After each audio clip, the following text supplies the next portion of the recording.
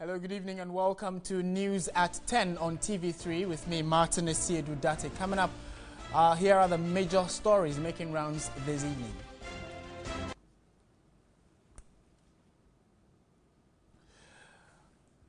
More than 200 residents of Wager and its environs have fled their homes days after the spillage of water from the Wager Dam. School children have no option but to wade through water to school.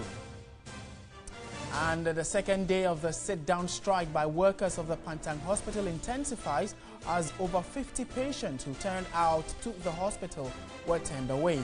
One striking worker told TV3 that they will go ahead with their intended demonstration on Wednesday, July 12.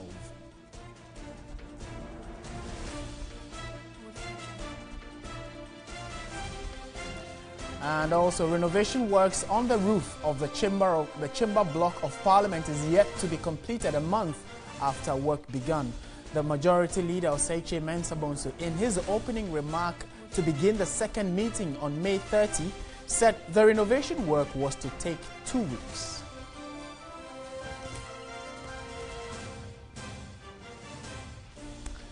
One of the most talked about controversies now, 2016 PNC presidential candidate Dr. Edward Nasigri Mahama says he is yet to officially inform the leadership of his political party about his new appointment. The ambassador at large told our reporter Jonathan Adams he will not decline the president's appointment even in the face of criticism from members of the People's National Convention.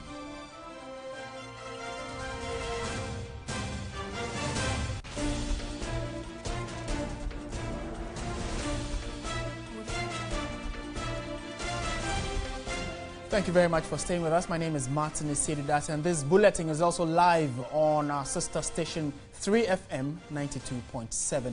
Let's go to the details of our stories now. And former Lands and Natural Resources Minister Yusuf Hussein has revealed that a recording device found in the office this week was a gift to him. He said a private citizen working with a private security company presented the equipment to him at a time concerns were being raised about his personal security in the wake of his fight against illegal mining. The current Lands and Natural Resources Minister, John Peter Amewu, found the audiovisual recording device placed behind the coat of arms, which was hanging in his office. In an interview with 3FM, the former Lands and Natural Resources Minister Yusuf Hussein said the equipment was not working when it was installed. The donor of the device is reported to have said that there was no memory card in it and that it could not possibly have recorded anything. And this particular story has been in the media for the last 2 days. We would be speaking to a security expert on this, a cyber security expert on this in a jiffy. But let's watch this. Early days at the Ministry of Lands and Natural Resources. Yes, but we never even activated it. The installation was not complete. So when I was leaving, I left it there because it was not being used. So I just thought that the coat of arms must add to the decoration of the office. The device was not working. Personal properties that we don't take away. I mean, there are many things that we sometimes leave, especially when it's part of the office. It's not working. If we were working, the National Security, when they did the first sweep, they would have picked it. The transponders would have reacted. But it's not working. Because, that time I had started the fight against Galamsey. I was advised by security to leave my residence at Chado and move into government residence. Kumbo had been shot. There were many things that clearly were happening, and then I needed to know who was coming to my office and who was leaving and all this. In a related development, the Lands and Natural Resources Minister, John Peter Amewu, is calling for investigations into the reason why the former minister, Yusuf Hussein, left a secret recording device in the office. This comes after the former minister admitted that he is responsible for the gadget that was found in the office of the sitting Minister of Lands and Natural Resources. A routine inspection by the national security officials led to the retrieval of a camera, a storage unit, and what is suspected to be a transmitter. Reports indicate the device was fixed behind a picture frame of Ghana's coat of arms. I understand the former minister, Enusa, came out to say that he placed it there, and under what conditions, circumstances he did that. John Peter Amewu is calling for a probe into the reason the former minister, Yusuf Hussein, left the equipment in the office.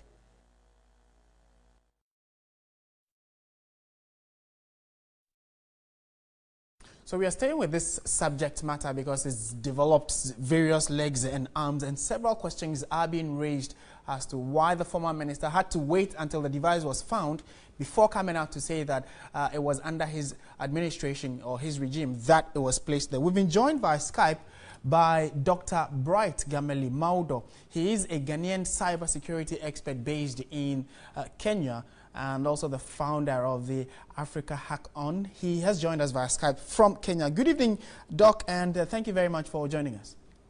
Thank you very much. Yes. To start with, what are your expert analysis on the device? I'm sure you've seen a picture of it, and in your line of work, it probably is something you've come across before. What are your preliminary comments on it?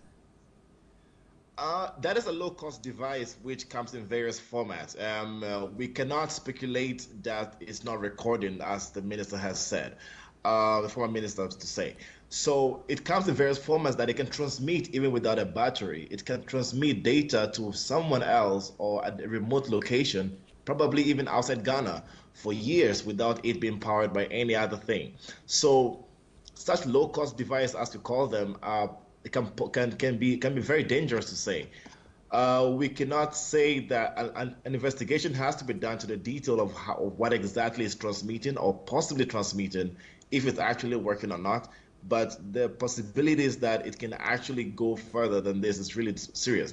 Well, the story we played earlier mentioned that the device as it was did not have a memory card in it.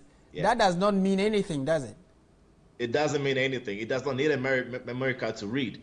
There's so many devices that are out there which can transmit data without a memory card because they're not storing the data onto a memory card or on site. They're storing the data off-site, which is sent into another location. This is what we've seen in so many places. We're doing some of my consultancy that I've seen in we've seen in cyber espionage. Whereby a friendly gift that has been given to you could actually be recording your voice in the background, could be recording video, could be recording anything, or can actually be used to transmit some sort of malware or data to computers. Are we able to tell the final destination of the information that this device gathers? Unless a thorough forensic investigation has to be done to know the details of whatever is consists of the device. Otherwise, it would be pretty difficult to actually get to know from where I sit right now. There's situations. I can give a typical example whereby there's a flash disk which, when planted into your computer, it only takes 7 seconds to give a remote connection, full access to somebody who is in another country, miles away. So we cannot downplay this to say that it's not going to have any effect. There are many things that are involved in this, and this should be taken quite seriously. Right. And my final question to you would be, in the wake of this, how else do you think people in ministerial positions and government positions, how seriously can they take issues of security? Would you call for an entire sweeping of every ministerial office and probably the seat of government, maybe? I would say processes to start with. We need processes to be followed. I mean, we cannot install just any kind of device which does not pass through any what sort of processes that have been already implemented. Other places also should be swept and searched for, and also a very good forensic or what we call security testing has to be done on devices and systems that are actually in the governmental places. This is the mistake that we do every day, that we don't actually take security. It's an afterthought. We think about it at the end of implementations. And if we don't take this seriously, we could actually be giving information to a foreign country, a foreign nation, where for years that we don't even know. So we need a lot of forensic investigation that has to be done. We need a lot of sweeping. We need a lot of security testing, and we need to follow processes, the right procedures that have already been implemented. The National Security Act, the Data Protection Act is there. We're talking about Electronic Communications Act and regulations. They've all been there. They're all written. Why are we not using them? Why are we not actually following those processes to use? This is a problem that we have. We're a bit too relaxed when it comes to cybersecurity. Could the minister, that is, Inusaf Hussein, who has claimed responsibility that he knew about the device, it was under his tenure as a minister that this device was planted. Could he be liable in any way, looking at the fact that at least he said he knew about it, and all these months when we had a new administration in place, he never mentioned it? That is not for me. That's not for me to say in place, because that could be that's for the law to tell. But there's a possibility he might not even know what's happening. There's a very high chance he just got it as a gift. There's a high chance that he got it for himself and he forgot about it. But I don't think we should be lagging behind when it comes to such thought processes. That if we had done if they had done a thorough inventory report of devices and equipment that are in the office, they should have picked that up. That in the next person who's coming to the office, these are the things that were brought into the office as electronics, and these are the ones that are going out. So he might not even know the capability of that device. Right. As it says, to him, he thinks a SIM card is needed. Right. I will say you don't need a SIM card to be able to transmit miles away. Yeah. Okay. I would want to leave it here, but thank you very much for your expert opinion on this. Looks like at least some level of education would have to go into this for persons in government positions about some gifts that they may be taking from friends and family. And they need to avoid. Yeah, that is also a possibility. It could come through a simple gift that you may not know about, no? The simplest gift of actually trying to infiltrate a network or a system or an organization or even the government is a flash disk. A very simple flash disk can do a lot of damage in just 5 seconds, because it's there. It's as cheap as $3. I mean, $30 can be used to buy such a simple flash disk to spread malware across. So, be it a flash disk, be it a simple iPad, somebody give you a phone, giving such a device for camera, you don't know what it is. It has to go through the right processes to be checked before being used by high personnel. Officials like this need a lot of scrutiny before they're actually allowed to take such gift into the government. Thank you. Thank you so much, Dr. Bright Gamali Maudo. He is a cybersecurity analyst and an expert in that field, helping us to understand the potential threat that the ministry was under following that device that was found. It's still an unfolding story. Several questions being asked. We'll keep an eye on it and keep you posted in our subsequent bulletins. We'll be back with more on News at 10. Stay with us.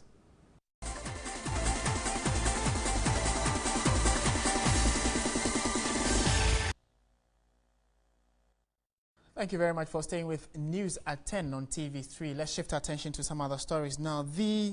An economist and director at the Center of Development Studies, University of Cambridge, Dr. Ha Jung-shang, has disagreed with Senior Minister Yao Osafo-Maafo that South Korea and other Asian nations developed due to considerable assistance from developed nations. The associate professor believes Ghana possesses the resources to develop without any external support. Well, he's a parasite. So you are talking about production of knife and the rest of it, all in Far East Asia. Partly because the Cold War. Africa was literally avoided during the Cold War. We were really the orphans. And what you need to develop, as you rightly pointed out, is technology and investment. And all this had gone from the West to these countries. It was purely the geopolitics at the time. And I think when you put to it the level of investment that has gone to these areas, we may find out that Africa has been in serious difficulty. And we need also to have some godfathers along the line. Did Americans invest a lot? No, they didn't. Yeah? I mean, South Korea and Taiwan had one of the lowest dependence on foreign direct investment of any kind. Yeah? I mean, I can send you the data. I mean, it's there. Why? Because Korea and Taiwan, while they actively quoted foreign investors in certain sectors like labor-intensive export sector, in general had very restrictive policies against foreign direct investment. So that's not correct. And also one thing that people often forget is being the client state of the US comes with a heavy price tag. So I think I mean, even while I agree with you that that geopolitical conditions played a certain role, I think its importance has been highly exaggerated.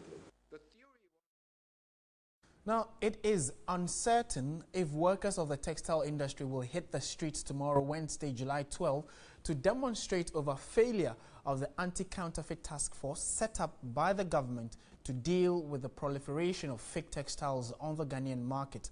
The workers have lambasted the government task force consisting of security personnel and other industry players as being inactive since the new administration took over in January this year. The General Secretary of the Textile and Garment Workers Union have been on government's neck over the concerns expressed by the workers, describing their posturing unwilling to clamp down on the fake textiles that come into the country. The Ministry of Trade and Industry has begun steps to reconstitute the task force on the importation of pirated Ghanaian textiles. The new task force will ensure that importers of the fake textiles are arrested and prosecuted. In a letter cited by 3news.com, the ministry acknowledged that the fight against pirated textiles has been challenging and there is the need to re-strategize to win the war. The ministry has therefore developed a new policy direction to help make the textile sector competitive. And we've been joined on the phone line by Abraham Kumsing. He's the General Secretary of the Textile and Garment Workers Union of the Trades Union Congress. Good evening, sir. Thank you very much for joining us. Good evening. Would tomorrow's planned demonstration come off? As you said, it can't come on because it was meant to, put pressure on the Ministry of Trade to put in place the task force. And once it is the process has been activated. Mr. Kumsing, can you kindly speak up for me? I can hardly hear you. You see, I was in bed, so I just got up. It is in order. What I'm saying is that right, as it is, we can't embark on that demonstration, but we will issue a press statement. We've not been happy at all about the way the Ministry of Trade, has handled our issues. Because right, this is the third time that we've attempted to, go on demonstration. But each time you wait at the last hour, then they will come out with some statement just to frustrate any moves that we make. Which clearly indicates that this is not the first time you've had these concerns raised, and they would only, give word of mouth, promises that do not get delivered. What would you do beyond just releasing a press statement like you're saying? Yeah, we will express our misgivings about the handling of this issue. It's a very serious issue, this pirating, and so we did not understand why, this task force, the Constitution, has taken such a long time, and we even don't know. We are not very sure whether the letter that they wrote, they're going to, keep to these words that have been put out there. We are apprehensive about their commitment to, deal with this issue. So we will only caution them that, yes, we are calling off the demonstration, but we will make sure that they go by their, promise that they have put in. Okay.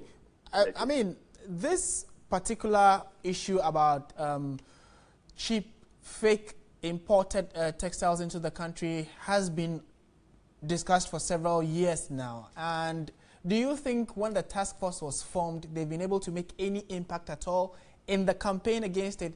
And if they haven't, why do you even need a reconstituted task force? No, the issue can be likened to what is happening in the mining sector. This galamsey thing. I mean, we've had the task force operating there, and so the challenges are there, and so it's a matter of re-strategizing as to how to effectively deal with the challenges. So once His Excellency has even come out to commit himself to dealing with the galamsey thing. I think we expect that such commitment will be extended to the textile industry so that the task force could work. And my final question to you would be the fact that your outfit, what else would you want to do beyond engaging? Would you want to at least come up with a team that would be at the various border posts where these textiles are imported into the country to be doing regular checks? But we haven't, the task force that we used to, have confined its operations in the markets and the warehouses. We don't go to the borders. But with this new one, you can see that they have brought in the military and other, security agencies. So it could be that they will extend their operations to the borders. I don't know yet, but we are yet to know how the ministry is going to handle this reconstituted task force. Thank you. Thank you for making time to speak with us, and we wish you a good night's sleep. Thank you. Mr. Abraham Kumson is the General Secretary of the Textile Workers Union, and they've called off their intended demonstration.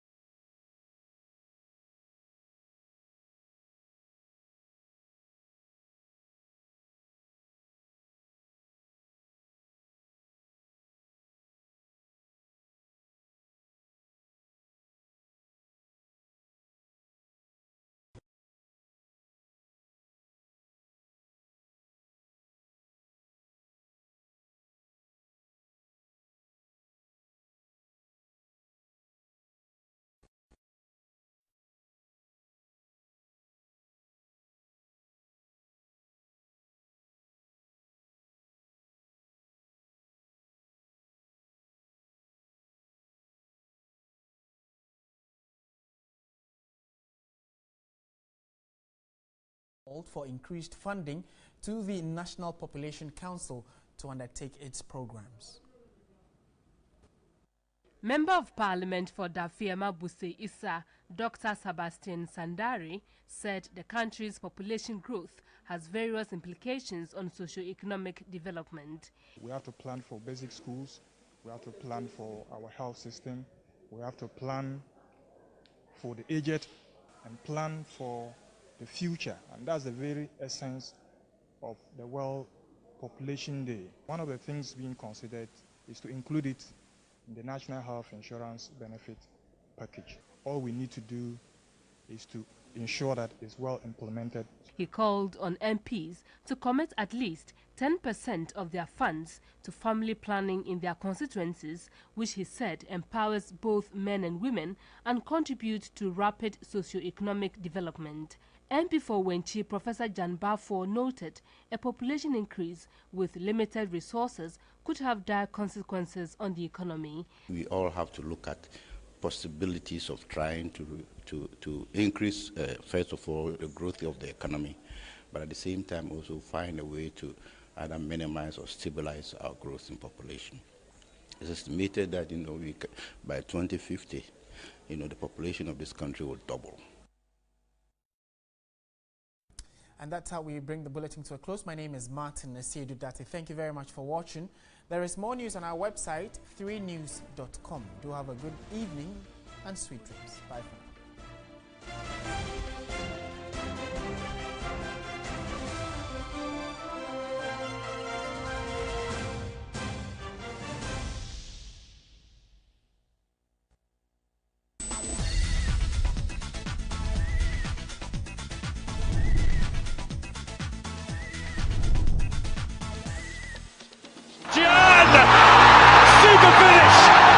Being on